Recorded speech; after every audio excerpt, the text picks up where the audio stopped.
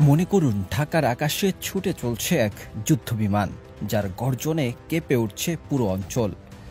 লাল সবুজের পতাকা বুকে নিয়ে যখন এই আধুনিক ফাইটার জেট ঘন্টায় 2000 কিলোমিটার গতিতে আকাশ চিরে এগিয়ে যায়, মনে হয় এ যেন কোনো এক সিনেমার দৃশ্য। কিন্তু এই রোমাঞ্চকর দৃশ্য এবার সত্য হতে যাচ্ছে বাংলাদেশে। নাম ভিক্টোরিয়াস ড্রাগন।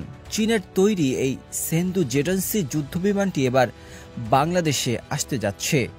আর এই খবর প্রকাশের পর থেকে গোটা দক্ষিণ এশিয়ায় ছড়িয়ে পড়েছে আতঙ্ক।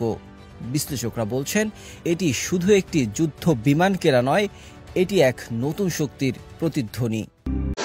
সিলেট ওসমানী আন্তর্জাতিক বিমানবন্দর থেকে প্রথমবারের মতো কোনো কার্গো ফ্লাইট যাত্রা করবে। তাই সন্ধ্যা 7:30টার দিকে ওয়াটার গান স্যালুট দিয়ে বিদায় জানানো হয় গ্যালেস্টার এভিয়েশনের এই চার্টার ফ্লাইটকে। স্পেনের উদ্দেশ্যে 66 টন তৈরি পোশাক নিয়ে যাত্রা শুরু হলো কার্গো ফ্লাইটটির।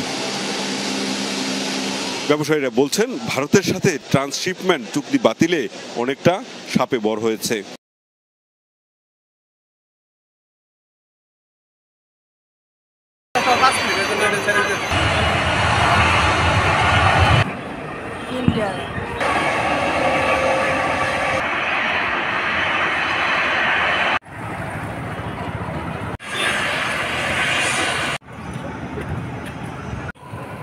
কাতার এয়ারলাইন্স নাম